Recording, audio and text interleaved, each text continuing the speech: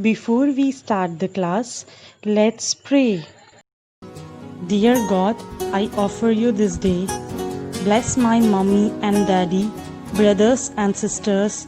Bless my principal, teachers, and their families. Help me to study well and be a good child. Amen.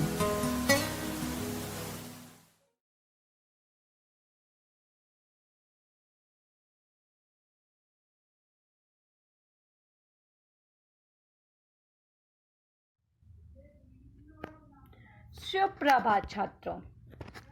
आज हम सप्तम class का प्रथमा पाठ पढ़ेंगे। पाठ का नाम है शुभाषितानी। शुभाषितानी शब्द का अर्थ होता है शोधन भाषित शब्द, सुंदर वचन।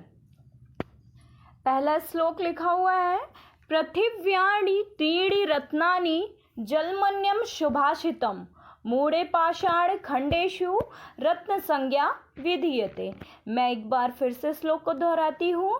पृथिव्याम त्रीणि रत्नानि जलमन्यम शुभाषितम मूढ़े पाषाण खंडेषु रत्न संज्ञा विधीयते।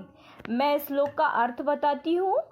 पृथ्वी पर 3 रत्न है, जल, अन्य, शुभाषित मतलब सुंदर वचन, परंतु मूर्खों द्वारा पत्थर के टुकड़ों को रत्नों की संज्ञा दी गई है। अर्थात मूर्ख लोग पत्थर के टुकड़ों को रत्न समझते हैं, जबकि असली रत्न तो जल, अन्न और शुभाषित है।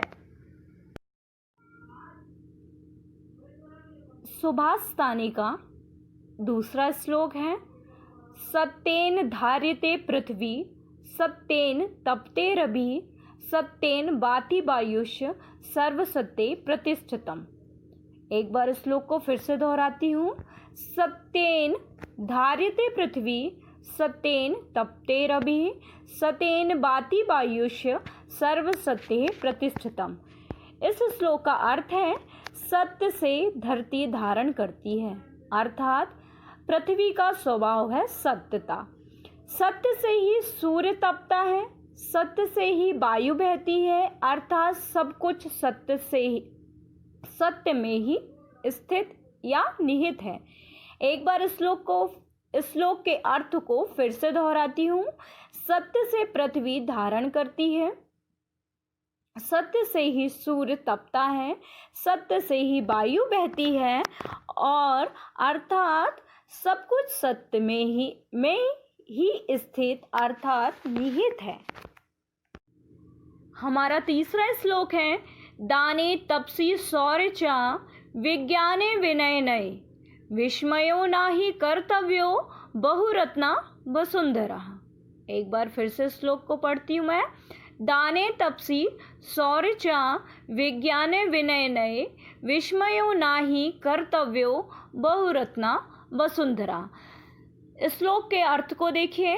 दान में, तपस्या में, शौर्य में, विज्ञान में, विनम्रता में और नीति में आश्चर्य नहीं करना चाहिए। अर्थात हमें कभी दान, तपस्या, शौर्य, विज्ञान और विनम्रता, नीति में आश्चर्य नहीं करना चाहिए, क्योंकि पृथ्वी अनेक रत्नों को धारण करने वाली है। मतलब पृथ्वी में इस तरह के बहुत से रत्न होते हैं।